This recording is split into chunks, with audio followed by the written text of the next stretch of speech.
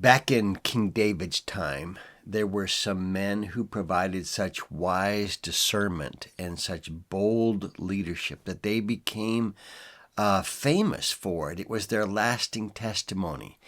These were the men of Issachar, and they are described this way in the book of First Chronicles. They are men who had an understanding of the times and knew what Israel ought to do. In other words, they had one foot clearly planted in their current culture and understood the various ways that God's will was being attacked, where the people were under attack. And at the same time, they studied the Word of God and knew the Word. They knew the moral will of God and how to lead the people in response to the times in which they were living. Needless to say, we need more and more men of Issachar in our own times. And in my own life, I've always thought of the men of Issachar as sort of the greatest example of leadership that you could find. There's lots of books out there on developing leaders and being a good leader and multiplying leaders. In my mind, the men of Issachar is the operating definition. Understand the times in which you live and know the Word of God well enough to know how to provide a God-honoring, life-changing response to it. And for many, many years, I have prayed in my own life that God would develop me and mature me like the men of Issachar, someone who knows the times and the way that we should go. I think all of us agree that we need it in these times. Even understanding abortion, even though it's been around legally in our country for over 50 years now, people still don't know it. They don't understand the atrocity of it, the enormity of the evil of it. They don't understand it as child slaughter. They don't know how it's done. They don't know what happens as a result to the mother, to the father, to the grandparents, to the surviving children of abortion. They don't understand it morally and spiritually as child sacrifice.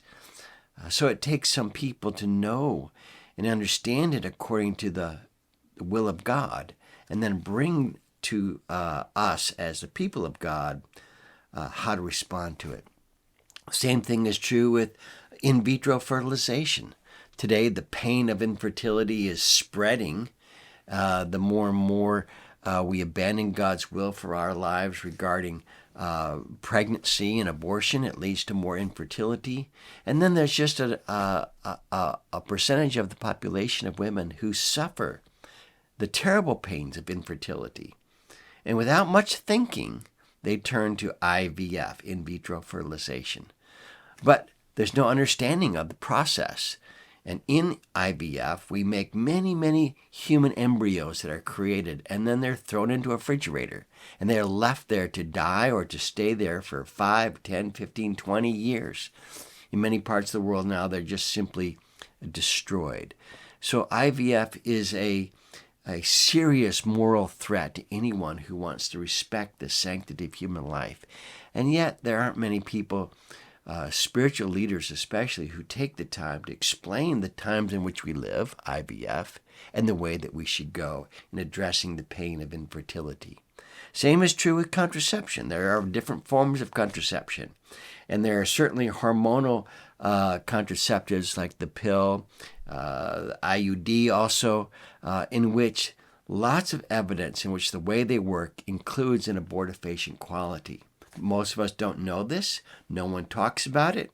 In fact, I would say, at least among the evangelical church, it takes a certain amount of moral courage to question contraception. But if we know the times in which we live and the way that we should go, that means we have to speak to these times and help our people understand what are the ethical issues, what are the bioethical issues that we as God's people need to sort through so that we can discern the will of God for our lives and our times, both for us personally and for one another at large.